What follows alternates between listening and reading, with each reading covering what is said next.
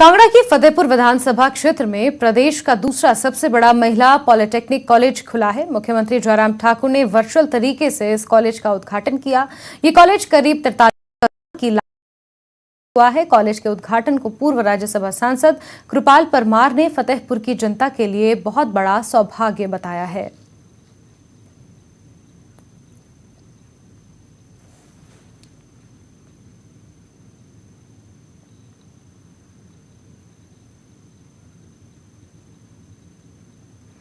वहीं हिमाचल पथ परिवहन निगम के बेड़े में 11 नई वॉल्वो बसें शामिल हुई हैं। नई वॉल्वो बस के शामिल होने पर परिवहन मंत्री बिक्रम सिंह ने बताया कि वॉल्वो की कीमत 1,28,00,000 रुपए है और ये आधुनिक सुविधाओं से लैस है। साथ ही शिमला स्मार्ट सिटी मिशन के तहत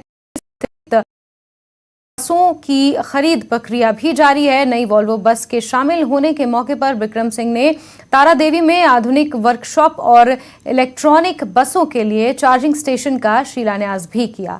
परिवहन मंत्री बिक्रम सिंह ने बताया कि इससे शिमला शहर में चल रही 50 इलेक्ट्रिक बसों का बेहतर रखरखाव हो सकेगा।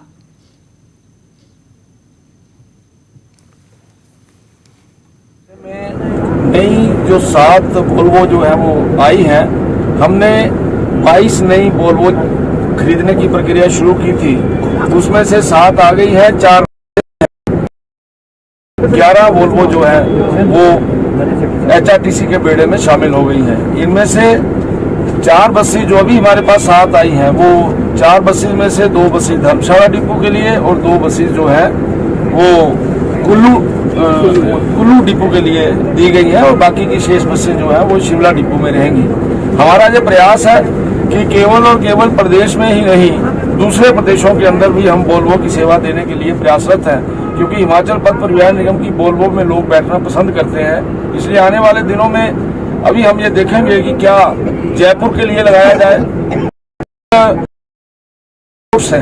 उन एयरपोर्ट्स को वोल्वो के साथ जोड़ा जाए, ऐसा हमारा सोचना है। और ये मुझे बहुत खुशी है कि मेरे विभाग ने बड़ी ईमानदारी के साथ और बड़े ही अच्छे तरीके के साथ इस काम में विपरीत परिस्थितियों में भी HRTC